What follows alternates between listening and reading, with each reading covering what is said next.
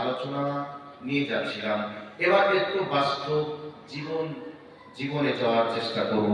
তবে আপনারা কেউ বিরক্ত হচ্ছে না তো? মা বোনরা তো উঠে চলেই যাচ্ছিলেন, বেশ বসে গেছে মনে হচ্ছে। বসবে তো বটে, কথা তো হচ্ছে বলবে তখন বাদ একটা বলবে এসছে বাবা। ভোটের মৌসুম চলছে, তো আমরা বক্তা যখনই কোনো কথা বলছি বিষয়টা যদি মমতার বিরুদ্ধে যাচ্ছে সিটে আমরা খুশি হচ্ছে, আর মমতা পার্টি সবাই আমাদেরকে গাল দিচ্ছে। তো এখন যে কথা বলছে, কথা তো যারা বাপ আছে আর শাশুড়ি আছে এরা চরম খুশি হবে, আর যারা বৌমা আছে তারা বলছে এই বিষয়টা চেঞ্জ কিন্তু অন্য কিছু বল। এরকমই মোমেন্ট, এরকমই ভাবনা চিন্তা বর্তমান সময়ে যারা বসে আছেন তারা করছেন। তারপরেও বলছি, কথাটা একটু মনোযোগ সহকারে শোনার চেষ্টা করুন। সম্মানিত উপস্থিতি, যাদের মা বাবা বেঁচে আছে তাদেরকে বলবো, মা বাবার সঙ্গে যদি কোনো ভুল বোঝাবুঝি হয়ে থাকে, অনেক জায়গায় শুনতে পাই মা বাবার সঙ্গে ছেলের কথা নেই। যদি এইরকম কেউ থেকে থাকেন, আজকেই মা বাবার পা ধরে হলেও ক্ষমা চেয়ে দিন, আর মা বাবাকে বলুন আপনি আমার জন্য দোয়া করুন। যাদের বেঁচে আছে তাদের এই সুযোগটা এখনো আছে, আর যাদের চলে গেছে এই সুযোগটা হাতছাড়া হয়ে গেছে। এখন আপনাকে বলছি, মা বাবার অন্তর ঠান্ডা করে দোয়া নেওয়ার প্রেক্ষাপট নিয়ে আলোচনা। এবার আল্লাহ নবী যে বলেছেন তোমার মা বাবাই তোমার জন্য জান্নাত, তোমার মা বাবাই তোমাদের জন্য জাহান্নাম, এই বিষয়টা নিয়ে কথা। এখন মনে করেন শীত মৌসুম চলছে, শীতের সময় আপনার ছেলে মেয়ে বোন বিক্রির জন্য আপনি এখন শীতের বস্ত্র ক্রয় করছেন। এই অবস্থায় আপনি জানেন আপনার মায়ের শীতের বস্ত্র আছে, এরপরেও যদি একটা শীত বস্ত্র নিয়ে মায়ের কাছে চলে যান, মা তখন বলবে বেটারে কেন শীত বস্ত্র নিয়ে আসলি, আমার তো শীতের পোশাক ছিল। এই অবস্থায় তার পাশে গিয়ে মিষ্টি করে বলুন, মা গো তুমি আমাকে জন্ম দিয়ে মানুষ করেছিলে বলে আজকে দুনিয়ায় ডাক্তার মাস্টার আলেম মাওলানা হতে পেরেছি। মা তুমি যদি না থাকতে আমি দুনিয়ার মুখ দেখতাম না। অতএব মা মার্কেটে গিয়েছিলাম, এই জিনিসটা তোমার জন্য পছন্দ হয়েছে, ভালো লেগেছে, এই জন্য মা আমি তোমার জন্য নিয়ে এসেছি। এখন পোশাকটা নিয়ে আসার পরে মাকে যদি বলে মা আমি নিজের হাতেই তোমাকে এই পোশাকটা পরিয়ে দিই, আচ্ছা বলুন তো এই অবস্থায় মা খুশি হবে কি হবে না? আর খুশি যদি হয়ে যায়, মা বাবার জন্য সন্তানের জন্য মা বাবা দোয়া করবে কি করবে না? করবে। আর এই অবস্থায় যদি আপনার জন্য খুশি হয়ে আনন্দ করে অন্তর থেকে দোয়া দেয়, আর জিন্দেগিতে আপনার সম্মানে রুজির কোনো অভাব হবে না, দুনিয়ায় আর সম্মানের কোনো বিঘ্নতা আসবে না, বরং আপনি যেখানেই যাবেন সেই জায়গায় আপনি সম্মানী রুজি পাবেন। আরেকটা পয়েন্ট হলো, এই ফলের মৌসুম চলছে, বিভিন্ন ফল ফ্রুট আপনি যখন কিনে নিয়ে যাবেন, আপনার ছোট্ট বাচ্চাকে যেমন ছাড়িয়ে মুখে তুলে দেন, ওই রকম অবস্থায় আপনি আপনার মা বাবাকে পর্দা ছাড়িয়ে একটু মুখে তুলে দেন। আর এই অবস্থায় যদি আপনার মা বাবা আপনার জন্য দোয়া দেয়, আর পৃথিবীতে আপনার জন্য সম্মানের কোনো অভাব হবে না। আর এই অবস্থায় আল্লাহ রাব্বুল আলামিন পর্যন্ত খুশি হয়ে যাবে। তাদেরকে ব্যবহার দিয়ে, যত্ন দিয়ে তাদেরকে যদি খুশি করতে পারে, তাহলে স্বয়ং আল্লাহ রাব্বুল আলামিন খুশি হয়ে যাবে। এরপর নবীজি বলছেন তোমার মাতা পিতা তোমাদের জন্য জাহান্নাম। এবার আপনাদেরকে বলছি, মা বাবা চায় ছেলে ভালো পথে চলো, কিন্তু ছেলে ভালো পথে চলে না, এই অবস্থায় মা বাবার বৃদ্ধাচারণ করে, তাহলে মা বাবা তাদের উপরে অসন্তুষ্ট হয়ে অভিশাপ করবে কি করবে না? করবে। এবার আপনাকে বলি, বর্তমান সময়ে আমরা যখন মার্কেটে যাই, মার্কেটে যাওয়ার সময় নিজের ছেলেকে বলি আপু তুমি কি নিবে, মেয়েকে বলি আম্মু তুমি কি নিবে, বেগমকে জিজ্ঞাসা করি বেগম রে তুমি কি লাগবে, সবাই বলে এটা লাগবে ওটা লাগবে। এই অবস্থায় মা চেয়ে থাকে আমার ছেলে আমাকে জিজ্ঞাসা করবে, মা আমি মার্কেটে যাচ্ছি তোমার কি লাগবে বলো। একদিনের ঘটনা, এক জায়গার ঘটনা কানে এসেছে, ওটাই বলছি। এই অবস্থায় মা মনে করেছে ছেলে আমার জিজ্ঞাসা করবে মা তোমার জন্য কি লাগবে। এবার ছেলে যখন মোটরসাইকেল নিয়ে বাড়ি থেকে রওনা দিয়েছে, মাকে যখন জিজ্ঞাসা করলো না, জনম দুঃখিনী মা জিজ্ঞাসা করে বেটা ফাইসাল রে তুমি কোথায় যাবে। এবার ফাইসাল বলছে মা আমি মার্কেটে যাব। এই অবস্থায় মা বলছে বেটা রে আমার মাজার হাত এমন যন্ত্রণা করছে, এই যন্ত্রণায় গত রাতে ঘুমাতে পারি না, আজকে আমি অতিষ্ঠিত হয়ে রয়েছি। বেটা তুমি মার্কেটে যাচ্ছ যাও, আমার জন্য যন্ত্রণার কয়েকটা ট্যাবলেট নিয়ে আসবে, আর এই ট্যাবলেট খেয়ে যাতে করে রাত্রিতে আমি ঘুমাতে পারি। এই অবস্থায় বর্তমান প্রজন্মের ছেলেদের ঘটনা বলছি রে। ছেলে মার্কেটে চলে গেল, স্ত্রীর জন্য যা লাগবে নিয়ে নিল, ছেলের জন্য মেয়ের জন্য যেটা প্রয়োজন নিয়ে নিল, কিন্তু তারা চাইনি মা তার কাছে জিজ্ঞাসা করে নিয়েছে। কিন্তু মা চেয়েছে, মা চেয়েছে, মায়ের চাওয়া জিনিসটা ভুলে গেল, যন্ত্রণা ট্যাবলেটটা নিল না। এই অবস্থায় বাড়ির দিকে রওনা করেছে, আর এদিকে মা চাতক পাখির মতো চেয়ে আছে ছেলে আমার বাড়ি আসবে, আমার জন্য যন্ত্রণা ট্যাবলেট নিয়ে আসবে, যন্ত্রণা ট্যাবলেটটা খেয়ে আমি আরামে হয়তো ঘুমাবো, 2-3 রাত ঘুমাতে পারিনি। এবার ছেলে মোটরসাইকেল নিয়ে বাড়িতে হাজির হয়ে গেল, ছেলে মেয়েকে যা দেওয়ার সব দিয়ে হাজির করে দিল। মা মনে মনে ভেবে আছে এইবারে আমার ছেলে আসবে, আমাকে যন্ত্রণা ট্যাবলেট দেবে, যন্ত্রণা ট্যাবলেট খেয়ে আরামে ঘুমিয়ে যাব। যন্ত্রণা ট্যাবলেট যখন আসলো না, এই অবস্থায় মা ফাইসালকে ডেকে বলছে বেটা ফাইসাল কই তুমি তো অনেকক্ষণ আগে বাড়ি এসেছো বেটা রে, আমার যন্ত্রণা ট্যাবলেটটা দাও। এই অবস্থায় ছেলে মায়ের কণ্ঠের আওয়াজ শুনে, এই অবস্থায় মা মায়ের আওয়াজ শুনে ছেলে বলছে মা তোমার নাতিপুতি বৌমার জন্য মার্কেটিং করতে গিয়ে তোমার যন্ত্রণা ট্যাবলেট নিয়ে আসতে ভুলে গেছি। মা আজ রাতটা তুমি একটু সহ্য করো, ধৈর্য ধরো, আগামীকাল বিকালে গিয়ে তোমার জন্য যন্ত্রণা ট্যাবলেট নিয়ে আসবো। এরকম কথা বর্তমান সময় এরকম প্রেক্ষাপট চলছে কি চলছে না চলছে। এই অবস্থায় মায়ের অন্তরে ব্যথা লাগে, দুঃখ হয়েছে, ছেলের জন্য দোয়া বের হবে না অভিশাপ বের হবে, নিশ্চয়ই দোয়া বের হবে না। এরপরে মায়ের জান, মা কোনদিন সন্তানকে অভিশাপ করে না। এরপরে এমন দুষ্ট দুরাচার ছেলে আমরা পৃথিবীতে রয়েছি, এইরকম মায়ের সঙ্গে আমরা দুর্ব্যবহার করার পরে মা যদি কারোর জন্য অভিশাপ দিয়ে দেয়, তাহলে এই অভিশাপ করার কারণে আল্লাহ জাহান্নাম ছাড়া তার কপালে আর কিচ্ছু জুটবে না। ভাই আমি যে পয়েন্টটা বললাম, এই পয়েন্ট বর্তমান সময়ে চলছে কি চলছে না? ছেলে মেয়ে বউ পিটি নিয়ে আমরা সবাই পাগল, কিন্তু যার জন্য দুনিয়া দেখলাম এর কথাকে আমরা ভুলেই গেলাম। যাদের জন্য দুনিয়া দেখলাম তাদের কথাকে আমরা ভুলে গেলাম। ছেলে মেয়ে কি করে ভালো থাকবে, ভালো খাবে, ভালো পড়বে, এই নিয়ে যেন আমরা ব্যস্ত হলাম। কিন্তু আজকে আমি উপার্জন করে আমার ছেলে মেয়ের জন্য যদি এভাবে ব্যস্ত থাকি, আর এই দৃশ্যটা দেখে মায়ের কলিজায় আঘাত লাগবে কি লাগবে না? 100% আঘাত লাগবে, বাবার কলিজায় আঘাত লাগবে। এই অবস্থায় ছেলের জন্য বাবা ভাববে আমি পায়ের ঘাম মাথায় ফেলে, মাথার ঘাম পায়ে ফেলে উপার্জন করে, রাতকে রাত মনে না করে, কষ্টকে কষ্ট করে না করে উপার্জন করে তোমাকে লেখাপড়া করে আমি আজকে ডাক্তার, মাস্টার, আলেম, মাওলানা, বক্তা তৈরি করেছি। আর এই অবস্থায় আমাদের কথাকে ভুলে গিয়ে তুমি তোমার ছেলে মেয়ে নিয়ে ব্যস্ত রয়েছো। এই ভাবনা চিন্তা মা বাবার অন্তরে আসবে কি আসবে না? 100% আসবে। কিন্তু বর্তমানে সিচুয়েশন এমনটাই চলছে। সম্মানিত উপস্থিতি, আর একটা বাস্তব জগতে নিয়ে যাওয়ার চেষ্টা করছি। এবার আপনারা একটু আরো মনোযোগ সহকারে কথাগুলি শোনার চেষ্টা করুন। এই পৃথিবীতে যতই বিপদে পড়ুন না কেন, যত বড়ই অসুস্থ হন না কেন, আপনার মা বাবা আপনাকে কোনোদিন ফেলে রেখে চলে যেতে পারে না, পারবেও না। পৃথিবীর ইতিহাসে এটাকে দেখাতে পারবে ছেলে অসুস্থ হয়েছে, এর জন্য মা ছেলেকে রেখে চলে গেছে? পৃথিবীর ইতিহাসে এটা কি প্রমাণ করতে পারবে?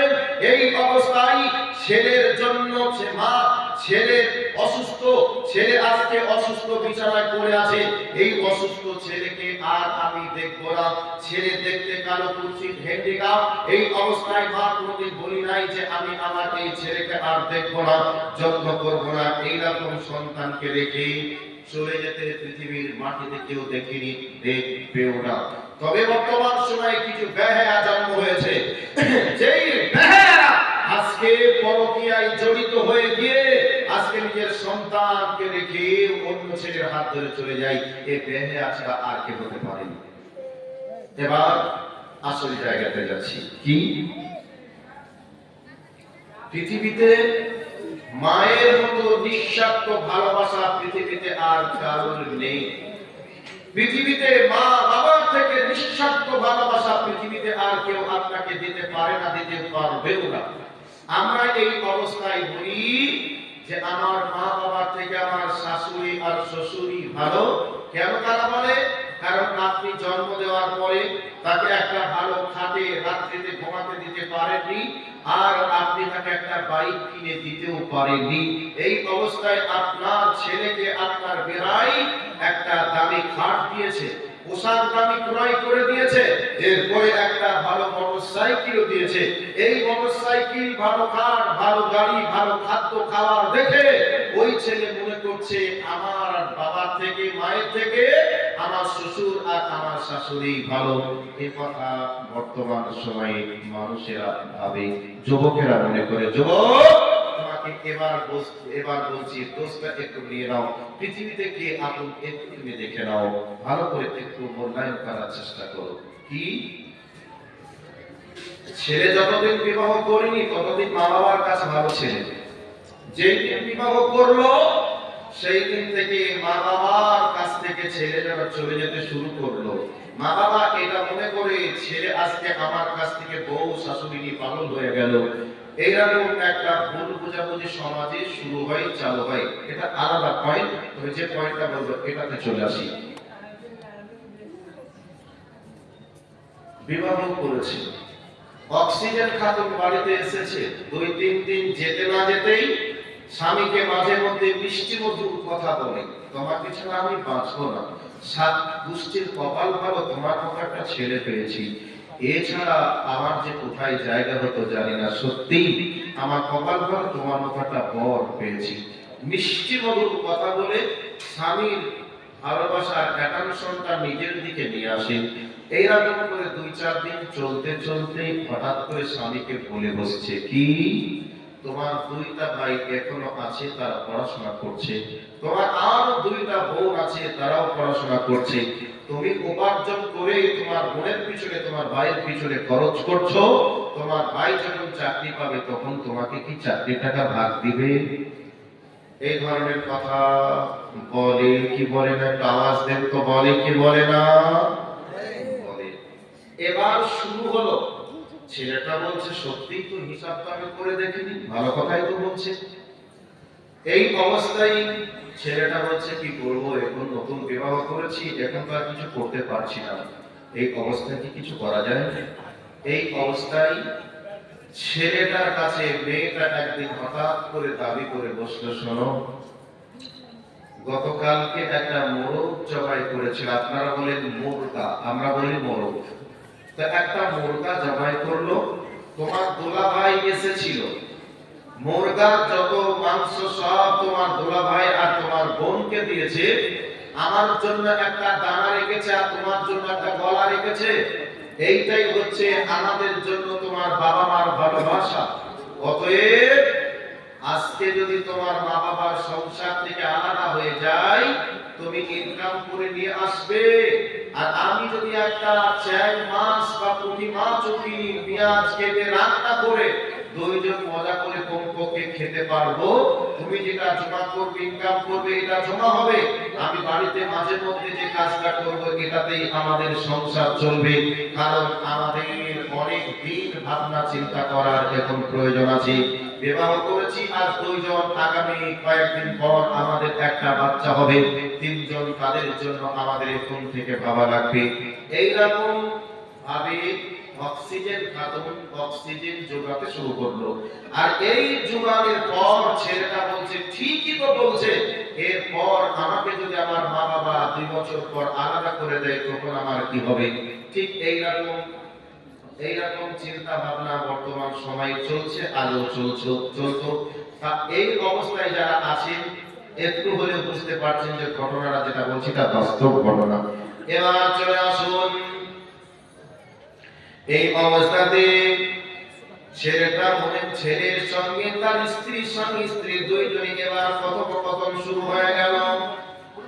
কথোপকথন শুরু হয়ে গেল, চলতে চলতে এই অবস্থায় ছেলেটা বলছে, আমি কেমন করে আজকে মা বাবার কাছ থেকে আলাদা হব, না তো হওয়া যাবে না, তবে কি করা লাগবে। ছেলেটা হঠাৎ করবে একদিন হঠাৎ করে তার শাশুড়ির সঙ্গে ঝগড়া লাগিয়ে দিল। কি করে, স্বামীর কাছে মিষ্টি মধুর কথা বলে, সারাটা দিন তোমার মা আমাকে কাজ করতে বাধ্য করে, আমি নতুন বউ, আমি যে কাজটা পারি না সে কাজটা করিয়ে দেয়, আর আমি যেটা পারবো সেটাকে করিয়ে দেয়। অতএব তুমি যখন চলে যাও তোমার মা আমার উপরে টর্চার করে, কিন্তু আদেও টর্চার করে না। স্বামী যতক্ষণ তাকে তার শ্বশুর মা বাবার সঙ্গে ভালো ব্যবহার করে, এবার স্বামী যখন বাড়ি থেকে চলে যায় একটা কথা শ্বশুর শাশুড়ির মতো চলে না, বরং সারাটা দিন শ্বশুর শাশুড়ির মতের বিরুদ্ধে চলে। এরকম আছে না নেই? আছে।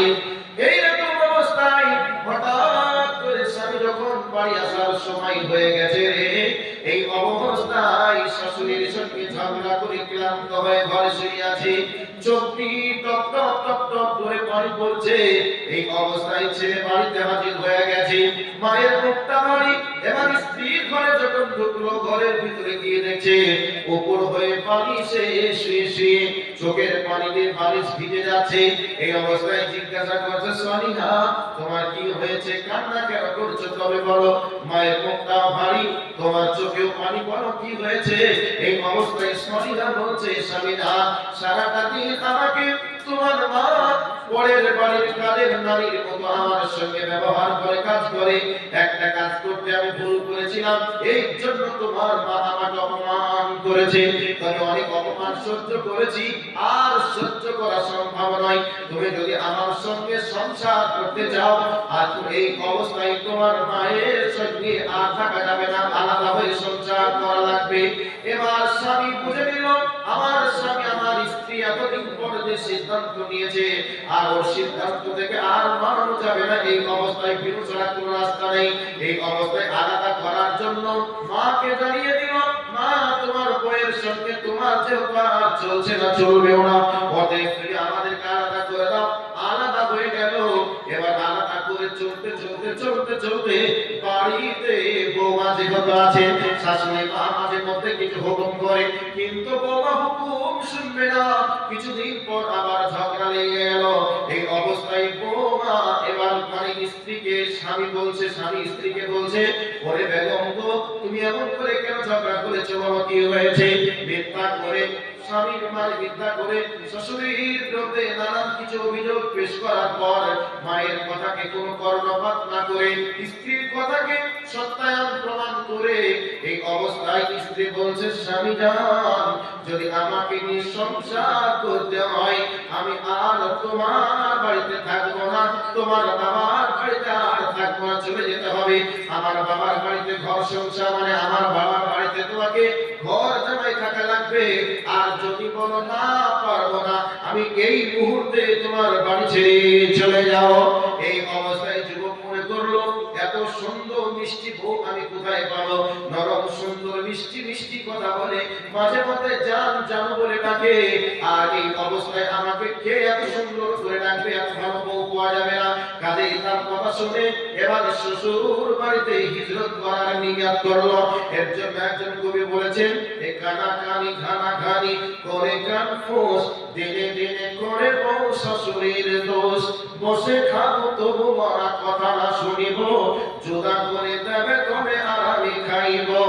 একটি মরদ যদি জবে করা হয়, এক বেলা সেবা মরা দেখিতে না পাই। একটি চাকের মাছ মরা যদি পাই, পেঁয়াজ কাটিয়া মরা খাবো দুজনাই।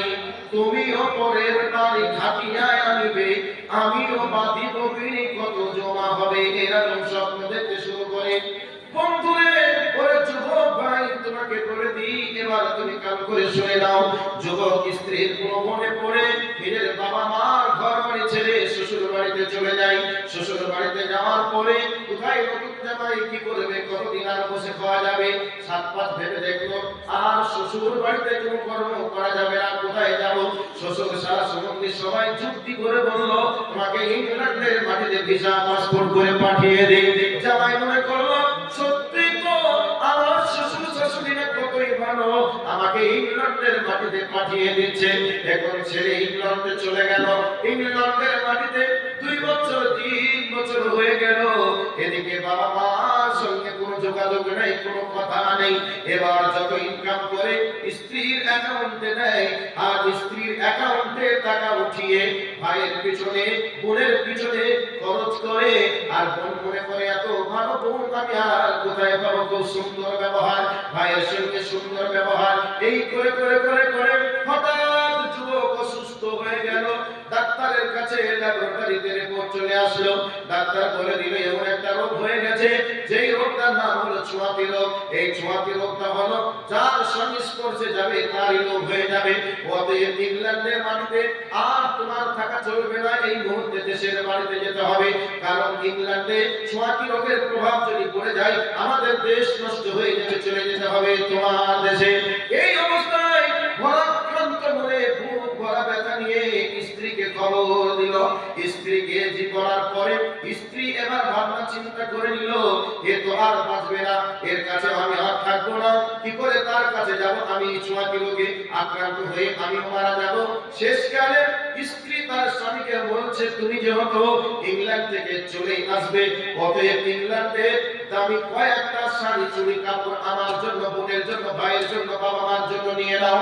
যেহেতু আর যাওয়ার সুযোগ হবে না, এবার তার মনের ভিতরে তার প্রেমে এবার প্রেসার চাপতে শুরু করলো।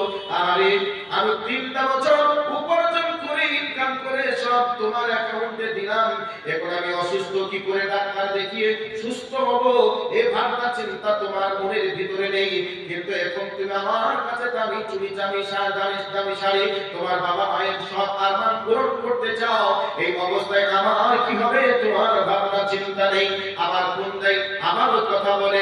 এই করে করে মনের ভিতরে বড় দুঃখ চলে আসলো রে, আমি আর বাঁচবো না। যাদের জন্য এই উপার্জন করে 3 বছর টাকা ঢাললাম, আর যাদের জন্য দুনিয়া দেখলাম, তাদের সঙ্গে 3 বছর কথা বন্ধ করে রাখলাম। এবার ভাবনা চিন্তা করে মায়ের নাম্বারে কল দিয়েছে। এই মায়ের নাম্বারে কল দেওয়ার পরে ওই দিক থেকে বলছে, আসসালামু আলাইকুম।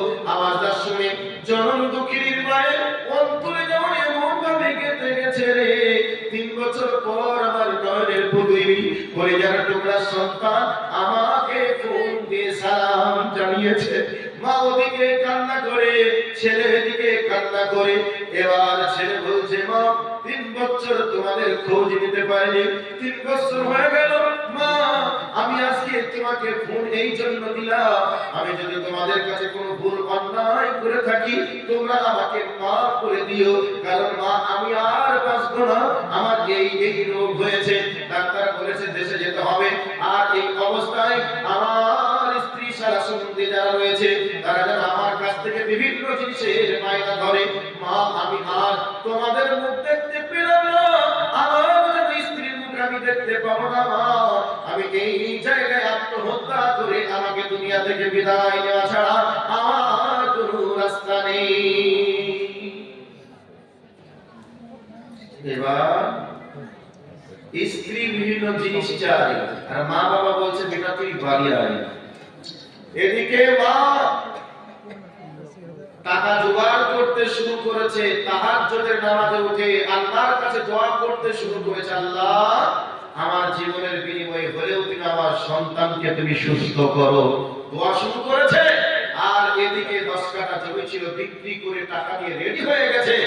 আর এদিকে এয়ারপোর্টে যখন নামার সময় হয়েছে, শ্বশুর শাশুড়ি আত্মীয় স্বজন সকলে গিয়েছে, দেখছে যে লাগেজটা কত বড় আছে, লাগেজে যদি কিছু থাকে তাহলে তার কাছ থেকে দিয়ে ফিরে আসবো, আর যদি না থাকে তাহলে ওখানে রেখে চলে আসবো। শেষকালে যখন আসলো এয়ারপোর্টে সবাই এসেছে, এয়ারপোর্টে দেখা হলো, জিজ্ঞাসা করলো লাগেজ কোথায়, কি নিয়ে এসেছো বলো। শেষ পর্যন্ত বলছে দেখো আমার শরীর বড় খারাপ, আমি মার্কেটে যেতে পারিনি, এই অসহায় অবস্থায় আমি কি করে মার্কেটিং করব, লাগেজই বা কি করে নিয়ে আসবো, নিয়ে আসতে পারিনি। স্ত্রী তখন বলছি তোমার মতো এরকম স্বামীর মুখ আমি দেখতাম না যদি আগে জানতাম তুমি কিছুই নিয়ে আসবে না। তোমার মতো স্বামীর কাছে মুখ দেখার জন্য আমি আর আসতাম না। সবাই যেন ছিছাক্কার দিয়ে স্বামীকে জামাইকে রেখে চলে গেল। এই অবস্থায় ছেলেটা এয়ারপোর্টে মনে মনে ভাবলো আগুন লাগিয়ে নিজেকে পুড়িয়ে দেওয়া ছাড়া আর কোনো রাস্তা নেই, কোথায় যাব। সারাটা বছর 3 বছর ইনকাম করে স্ত্রীর অ্যাকাউন্টে দিয়েছি, এখন তো আমি নিঃস্ব, এখন কোথায় যাব, বাবার বাড়ির যাওয়ার মতো আমার কোনো মুখ নেই। এই অবস্থায় আক্রান্ত মনে, ব্যথিত মন নিয়ে ছেলে যখন প্রেশান হয়রান, দূর থেকে মা বাবা দৃশ্য দেখে, বৌমা আসলো, বিয়াই আসলো, শ্বশুর শাশুড়ি আসলো, কেউ যখন দেখলো না, তারা যখন বিদায় জানিয়ে চলে গেল, এখন আমার ছেলের মরা ছাড়া কোনো বুদ্ধি নেই, রাস্তা নেই। এই অবস্থায় পেছন থেকে ছেলের নাম ধরে মা বলছি বেটা। ডাকটা শোনার পরে মায়ের ডাক শুনে সন্তান বুঝতে পেরেছি। এই অবস্থায় সন্তানকে দূর থেকে মা বলছে বেটারে আয় আয়, তুই একবার আমার বুকে আয়, 3 বছর তোর মুখটা দেখিনি, মা বলে ডাকিসনি, তোকে আমি না দেখতে পাইনি, চোখ যেন আমার কেমন হয়ে আছে বেটা, তোর চেহারাটা দেখে আমার চোখটাকে একটু সান্ত্বনা দিই, বুকে জড়িয়ে ধরে আমার বুকের ব্যথাটাকে যেন একটু নিবারণ করি। সন্তানকে এবার সন্তান বলছে মা আমার যে রোগ হয়েছে, এই রোগটা আমাকে স্পর্শ করলেও তোমার হয়ে যাবে, মা আমাকে তুমি স্পর্শ করো না। ছেলের কথা শুনে মা বলছে বেটা রে, তুমি স্পর্শ করে যদি আমি মারা যাই তো মারা যাবো যাই, কিন্তু আমি মা হিসাবে তোকে স্পর্শ করে থাকতে পারবো না রে বেটা, অতএব তুই আমার বুকে আয়। জড়িয়ে ধরে আল্লাহকে বলছে আল্লাহ আমার ছেলের জীবনের বিনিময়ে, আমার জীবনের বিনিময়ে আমার ছেলেকে তুমি সুস্থ করো। আল্লাহর কাছে দোয়া শুরু করে দিয়েছেন। এই অবস্থায় সন্তানকে বলছে বেটা চল চল বাড়ির দিকে চল। সন্তান যখন বলছে মা বাড়িতে কি করে যাব, কেমন করে মুখে দেখাবো, আমি 3 বছর ধরে কোনো কিছুই করিনি, ইনকাম করে তোমাদের দেইনি, রাগান্বিত অবস্থায় চলে গিয়েছিলাম, এখন কেমন করে যাব মা, আমাকে কোথায় ডাক্তার কিভাবে দেখাবো বলো। এই অবস্থায় মা বলছে বেটা আমার অমর জায়গায় বাবার বাড়ি থেকে 10 কাঠা জমি পেয়েছিলাম, বিক্রি করে টাকা নিয়ে এসেছি, কুরবানির কাজ ছিল বিক্রি করে দিয়েছি, আর আমি যেদিন থেকে শুনেছি সেই দিন থেকেই রোজা রাখি এবং তাহাজ্জুদের নামাজে দাঁড়িয়ে দাঁড়িয়ে তোমার জন্য দোয়া করি, নিশ্চয় আল্লাহ তোমাকে সুস্থ করবে, চলো বাড়ির দিকে চলো। এর নাম হলো মা, এর নাম হলো বাবা। আর শাশুড়ি ততদিন ভালো যতদিন আপনি উপার্জন করতে পারবেন ততদিন। যখন বাড়িতে যাবেন মা বলবে বেটা মুখটা শুকনা লাগছে, কতদিন খাবার খাসনি, ঠিক মতো এসেছি, তাড়াতাড়ি মুখ হাত ধুয়ে খাবার খেয়ে নে। আর শ্বশুর বাড়ি যখন যাবে আপনার ব্যাগটা দেখবে ব্যাগে কি আছে, আর এই অবস্থায় আপনি চিন্তায় থেকে বাড়ি আসবে, আপনার স্ত্রীর জন্য আপনি কি নিয়েছেন এটা দেখবে, আর আপনার মা আপনার মুখের দিকে তাকিয়ে দেখবে। আপনার যতদিন ইনকাম আছে উপার্জন আছে ততদিন আপনার অধীন, ততদিন আপনার শ্বশুর আছে শাশুড়ি আছে, ততদিন আপনার স্ত্রী আছে। যখন ইনকাম উপার্জন কমে যাবে তখন আর আপনাকে জামাই বলে পরিচয় দিতে চাইবে না, তখন আর আপনাকে স্বামী বলে মান্যতা দিবে না। যতদিন আপনি সুস্থ আছেন ততদিন আপনার দাম আছে। অসুস্থ হয়ে গেলে আপনাকে রেখে অন্য ছেলে নিয়ে পালিয়ে যাবে, এই নাম বউ, এই নাম স্ত্রী। আর মা যতদিন আপনার প্রাণ আছে ততদিন পর্যন্ত বুকে আগলিয়ে ধরে রাখবে। যতদিন আপনার প্রাণ আছে ততদিন আপনার বাবা আপনার মাথার উপরে ছাদের মতো ভূমিকা পালন করবে। এই নাম মা, এরই নাম বাবা। আজকে সেই মা বাবাকে ভুলে গিয়ে আজকে আপনার শ্বশুর শাশুড়ি নিয়ে পাগল, মা বাবাকে ভুলে গিয়ে আজকে আপনার ছেলে মেয়ে বউ বিটি নিয়ে পাগল। কিন্তু আপনাকে পাগল হতে নিষেধ করছি না, বরং আপনার মা বাবার খোঁজটাকে আপনাকে আগে নেওয়া লাগবে। মা বাবার সম্মান যদি আপনি করেন আল্লাহর কাছে আপনি ভালো থাকবেন, ভালো হবেন। আর মা বাবার সঙ্গে যদি আপনি সম্মান না করেন, আপনি যেই অবস্থাটা ঘটাচ্ছেন, এই দৃশ্যটা আপনার ছেলে আপনার মেয়ে দেখছে, আপনার সঙ্গে আপনার ছেলে মেয়ে বৃদ্ধ বৃদ্ধা অবস্থাতে এই ঘটনাটা ঘটাবে। আজকে যুবক তুমি মনে করছো কথাটা আমার বিরুদ্ধে যাচ্ছে, তুমি আজকে শুনে রেখে দাও, ডায়েরিতে লিখে দাও। আজকে তুমি ছেলে আছো, আগামী কাল তুমি বাপ হবে। আজকে তোমার বাবার সঙ্গে যে ব্যবহার তুমি করবে, তোমার ছেলে সুদ সহ তোমাকে রিটার্ন দিবে। আজকে যুবতী বোন, তুমি আজকে বৌমা আছো, আগামী কয়েক বছর পরে তুমি শাশুড়ি হবে। আজকে তুমি যদি তোমার শাশুড়ির সঙ্গে দুর্ব্যবহার করো, তোমাকেও যখন শাশুড়ি হবে তোমার বৌমা তোমার সঙ্গে সুদ সহ রিটার্ন দেবে, কিছু করার নেই। ভালো করে বুঝে নেন। সেজন্য আপনাদেরকে বলবো, যারা শাশুড়ি আছেন বৌমাদেরকে নিজের মেয়ের চোখে দেখুন। নিজের মেয়েটাকে পরের বাড়ি দিয়েছেন আর পরের মেয়েটাকে নিজের বাড়িতে এনেছেন। এই অবস্থায় নিজের মেয়েটাকে পরের বাড়ি দিয়েছেন, পরের মেয়েটাকে নিজের বাড়িতে নিয়ে এসেছেন। নিজের মেয়েটাকে এখন আর নিজের মেয়ে মনে করা চলবে না। সে যখন আসবে তখন তার সঙ্গে আপনার যেটা করার সেটা আপনি করবেন। বৌমাকে আপনি পরের মেয়ে মনে করেন, এর জন্য আজকে বৌমার সঙ্গে শাশুড়ির সম্পর্কটা খারাপ। আপনি বৌমা হিসাবে বৌমাকে মেয়ের নজরে দেখুন। আপনি বৌমা যদি কিছু একটা ভুল করে বসে, হাজার লোকের সামনে বলে অপমান করে, বৌমা যদি কোনো ভুল করে, বাপ মানে তার বাপটাকে আপনার বিয়াইকে খবর দিতে আপনি কুণ্ঠিত বোধ মনে করেন না। ওই ভুলটা যদি আপনার মেয়ে করে, তাহলে ওই ভুলটা আপনি নিশ্চয়ই আপনি মেনে নেন, কাউকে জানান না, বরং আপনার বৌমা মানে মেয়ের দোষটাকে আপনি ঢেকে রাখার চেষ্টা করেন, হাসি মুখে সেই কাজটাকে সংশোধন করিয়ে দেওয়ার চেষ্টা করেন। আর বৌমা যদি অন্যায় করেন, লোকটাকে আপনি দেখান, বাবা মার নামে খোটা দেন। কাজেই আজকে অশান্ত এই জন্য, সেই জন্য আপনাদেরকে বলবো, যারা বৌমা আছে শাশুড়িকে নিজের শাশুড়ি মনে না করে নিজের মা মনে করুন। আর যারা শাশুড়ি আছে তারা পরের মেয়ে মনে না করে নিজের মেয়ে মনে করুন। দেখবেন আপনার বৌমা আপনার মেয়ের মতো সেবা করতে বাধ্য। কাজেই শাশুড়ি এবং বৌমার সম্পর্কটা আজকে সাপ আর বেজির মতো থাকবে না। আপনি নিজের বৌমাটাকে বৌমা মনে না করে মেয়ে মনে করুন। আর বৌমাদেরকে বলবো, আপনারা শাশুড়িকে শাশুড়ির চোখে না দেখে আপনি মায়ের চোখে দেখুন। ছোট্ট ছোট্ট জিনিস নিয়ে ঝগড়া ঝামেলা অশান্তি হয়। কাজেই আমরা একটু নিজেদেরকে পরিবর্তন করার চেষ্টা করি, আমরা আমাদের সমাজকে একটু গুছানোর চেষ্টা করি। অগাছালো সমাজকে আমরা গুছিয়ে যদি একটু কাছাকাছি নিয়ে আসার চেষ্টা করি, আমাদের সমাজ ভালো হবে। যুবক, বাবা মার সঙ্গে ভালো ব্যবহার করার প্রস্তুতি নাও। বৌমাদেরকে বলবো, শ্বশুর শাশুড়িকে একটু সম্মান করার চেষ্টা করো, তোমরাও একদিন সম্মানিত হতে পারবে। সম্মানিত উপস্থিতি, আমি বক্তব্য শেষ করি নাই যে আপনাদের কথা লাগবে। এবার আপনাদেরকে বলতে চাচ্ছি, এবার একটা পয়েন্ট বলছি, যাদের আব্বা মা মারা গেছে তাদের জন্য বলবো, রাসূলের হাদিস হলো এই, যাদের আত্মীয় স্বজন মারা গেছে, পৃথিবীর সবথেকে দামি সম্পর্কের নাম হচ্ছে মা আর বাবা। যাদের মা বাবা মারা গেছে, জানি না তারা কি অবস্থায় আছে, কবরে যদি আযাবের মধ্যেও থেকে থাকে, তাহলে রাসূল বলছেন তাদের কবরে তাদের নামে সাদকা করো, তাদের কবরের শাস্তিটা মাফ হয়ে যাবে। হ্যালোজিনটা চলছে, মুখের ফুঁক দিয়ে এতগুলো মানুষ আমরা নিভাতে পারবো না। যদি সুইচটা অফ করে দিই, নিতে সময় লাগবে না। তবে যারা মারা গেছে তাদের নামে যদি আমরা দান করি, তাদের কবরের শাস্তিটা ইলেকট্রিক বাল্বে নিতে সময় লাগলেও লাগতে পারে, কিন্তু তাদের কবরের শাস্তি কম হতে সময় লাগবে না। সেই জন্য বলবো, যাদের আব্বা মা মারা গেছে, যাদের আব্বা মা মারা গেছে তাদের রুহের মাগফিরাতের জন্য আপনারা একটু আগে আসবেন। যাদের বেঁচে আছে তারা মা বাবার জন্য আল্লাহর কাছে দোয়া করবেন, মা বাবার হায়াত বৃদ্ধির জন্য আপনারা যে যেমন পারবেন সে তেমন দিবেন।